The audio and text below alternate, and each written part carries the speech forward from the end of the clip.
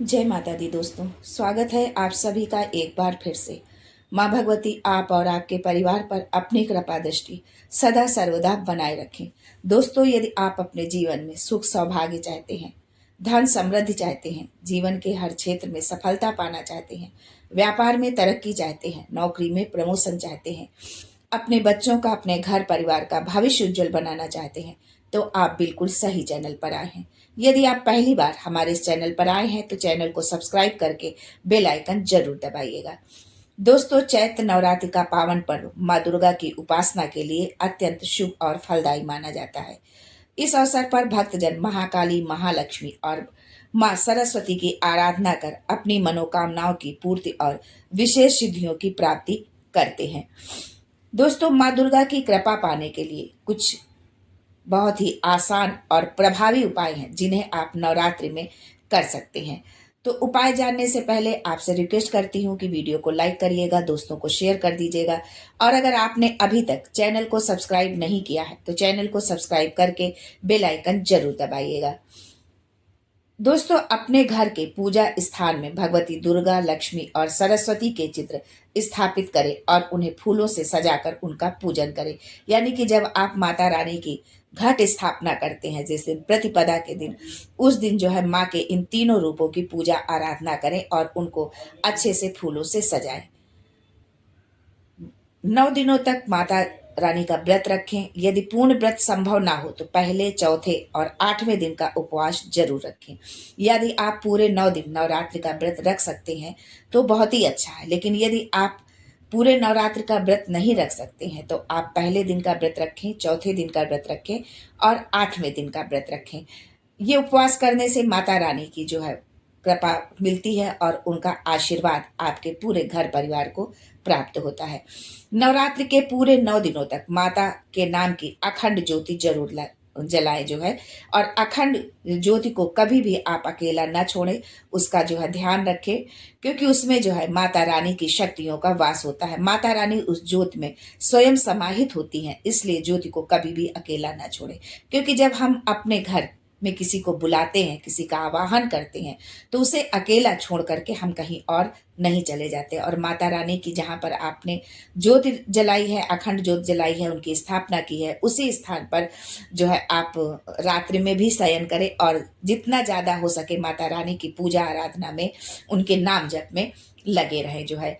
नावान जप जो है, यदि आपके पास समय है तो नावान जप आप जरूर करें, जितना अधिक से अधिक आप कर सकते हैं। और ज़्यादा समय नहीं है तो कम से कम 108 बार तो माता रानी के इस मंत्र का जाप करें। मंत्र है ओम येम हीम क्लीम चामुंडाय विच्चे। इस मंत्र का जाप आप जितना अधिक कर सकते हैं उतना जो है फलदायी होता है। बहुत लोग हमेशा करते हैं, 12 महीने माता रानी के इस मंत्र का जाप करते हैं, लेकिन नवरात्र के दौरान जब हम इस मंत्र का जाप करते हैं तो उसका विशेष फल हमें प्राप्त होता है। दुर्गा सप्तशती का पाठ करना भी जो है बहुत अनिवार्य होता है। यदि आप व्रत उपवास आपने 9 दिन का रखा है या नहीं रखा है, लेकिन यदि आपने घर में माता रानी की स्थापना की है या नहीं भी की है, तो भी यदि आप कर सकते हैं तो दुर्गा सप्तशती का पाठ जरूर करें। लेकिन यदि समय के अभाव में आप पूरे दुर्गा सप्तशती का पाठ प्रतिदिन आप नहीं कर सकते हैं, तो आप जो है सप्त श्लोकी दुर्गा का पाठ करें, जिससे कि आपको दुर्गा सप्तशती के पूर्ण पाठ के फल का की प्राप्ति आपको होगी। पूजन में जो है लाल रंग का जो है ऊनी आसन का प्रयोग करें, यानी जिस स्थान पर आप बैठते हैं उस स्थान पर जो है आपको आसन का प्रयोग करना है। आसन का रंग जो है लाल होना चाहिए और ऊनी होना चाहिए। दोस्तों, ऊनी इसलिए होना चाहिए क्योंकि ऊनी जो है बहुत ही शुद्ध माना जाता है, इसलिए ऊनी आसन का प्रयोग करना चाहिए जो है। और जब आप पूजा करें उस समय पर भी आप लाल वस्त्र पहनकर ही पूजा करें और अपने मस्तक पर जो है तिलक जरूर लगाएं जो है। माता रानी को जो है शहद मिला दूध अर्पित करें। प्रातः काल के समय माँ को जो है शहद मिला दूध अर्पित करें जो है, उनको उनका अभिषेक करें, उनका भोग लगाएं जो है। जो भी पुस्तक, धार्मिक पुस्तक, वाद्य यंत्र है, तो अंतिम दिन घर में रखी सभी धार्मिक पुस्तकों का, वाद्य यंत्रों का और कलम आदि की पूजा आप जरूर करें जो है। क्योंकि पूजा इसलिए करें क्योंकि हम जब माता रानी की स्थापना करते हैं तो शुरू में ही बताया कि हम माता रानी के तीनों रूपों की स्थापना करते हैं, महासरस्वती, महाकाली और महादुर्गा की। तो उस रूम में सरस्वती माता जो है विद्या की देवी हैं, वाद्य यंत्रों की, संगीत की है, तो इसलिए अंतिम दिन जो है आपके घर में यदि कोई वाद्य यंत्र है या घर में धार्मिक पुस्तक है तो उनका पूजन आप अवश्य करें। कन्या पूजन जो है बहुत जरूरी होता है, क्योंकि यदि हम कन्या पूजन नहीं करते हैं तो बिना कन्या पूजन को भोजन करवाए हमारा व्रत पूर्ण नहीं होता है, हमारी नवरात्रि की जो हम पूजा अर्चना करते हैं वो पूर्ण नहीं होती है। तो आप कन्या पूजन जो है अपनी सुविधा अनुसार अष्टमी या नवमी के दिन कन्या का पूजन करें और उनको भोजन करवाएं जो है, और यथाशक्ति उनको आप दान भी अवश्य करें। उसके अलावा जरूरतमंदों को फल, अनाज, कपड़ा आदि जो है दान करें, जो भी आपके सामर्थ्य में हो, जो भी आप कर सकते हो, तो इन चीज़ों का दान आप जरूर करें जो है। तुलसी दल और दूर्वा का उपयोग ना करें, इस बात का आप विशेष ध्यान रखें। माँ दुर्गा को तुलसी दल और दूर्वा चढ़ाना निषिद्ध है, इसलिए इनका उपयोग ना करें। माता दुर्गा को तुलसी दल और दूर्वा नहीं चढ़ाई जाती है। अक्सर लोग जो है अनजानवश, भूलवश जो है, न जानने के कारण जो है, ज्ञानतावश जो है भोग में जो है तुलसी दल जो है रख देते हैं, लेकिन जब हम माता रानी का भोग लगाते हैं तो उसमें तुलसी दल का प्रयोग नहीं करना है। हाँ, हम गणेश जी की पूजा आराधना करते हैं, सर्वप्रथम पूजनीय गणपति भगवान होते हैं, तो उनकी पूजा में हम दूर्वा का उपयोग कर सकते हैं, लेकिन माता रानी को हमें दूर्वा का उपयोग जो है, दूर्वा उन पर नहीं चढ़ानी है। इस बात को आपको ध्यान रखना है।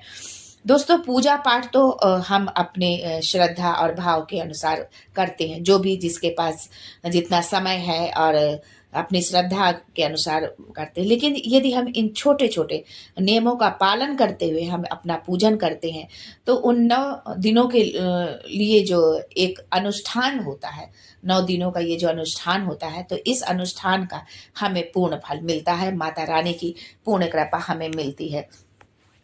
कन्या भोजन में भी आपको विशेष करके ये ध्यान रखना है कि जब आप कन्याओं को भोग लगाएं तो भोग लगाते समय कन्याओं को जो भोजन आप कराते हैं तो उसमें कोई भी ऐसी वस्तु उनको ना खिलाएं जो है, जो तामसिक चीज़ों से बनी हो, जैसे कि लहसुन प्याज उसमें ना हो, या बाजार से पैकेट बंद कोई ऐसी चीज़ उनको ना दे जो है गिफ्ट स्वरूप, और ना उनको ऐसी चीज़ खाने में उनको दें कि जिसमें कि जो है बाजार की हो और उसमें जो है लहसुन प्याज हो। घर में आप बना करके उनको खीर, पूड़ी, हलवा, चना जो भी है घर में बना करके आप उनको बहुत शुद्धता के साथ, प्रेम के साथ उनको भोजन कराएं, तो माता रानी उस भोग को ग्रहण करती हैं उन कन्याओं के माध्यम से, क्योंकि कन्या रूप में माता रानी स्वयं हमारे घर पर आती हैं और स्वयं उस भोजन को ग्रहण करती हैं। तो बहुत ही शुद्धता के साथ हमें भोजन बना करके, और वो बाजार का नहीं, बहुत लोगों होते हैं कि जो बाजार से ला करके दही जलेबी या कुछ मीठा ला करके कन्याओं को जो है खिला देते हैं, तो ऐसा आपको बिल्कुल नहीं करना है। माता रानी को खीर, पूड़ी, हलवा, चना इसका जो है भोग लगाएं और ये खिलाएं, इससे माता रानी प्रसन्न होती, क्योंकि माता रानी आपके हाथों का बना भोजन करना चाहती हैं। आपका जब आप अपने हाथों से भोजन बनाते हैं तो उसमें आपका प्रेम होता है, आपकी श्रद्धा होती है, आपकी आस्था होती है, और जो है ईश्वर जो है हमारी प्रेम, श्रद्धा और आस्था का भूखा है। हम जब प्रेम के साथ, भाव के साथ जब हम उस भोजन को बनाते हैं तो उसमें माता रानी की कृपा बरसती है जो है, और वो माता रानी उस भोग को ग्रहण भी करती हैं। तो ये छोटी छोटी चीज़ें हैं, इन चीज़ों का आप जरूर ध्यान रखें। आज के लिए बस इतना ही, फिर मिलते हैं कुछ नया, कुछ अलग, कुछ अद्भुत लेकर के। तब तक के लिए जय माता दी and thanks for watching my video.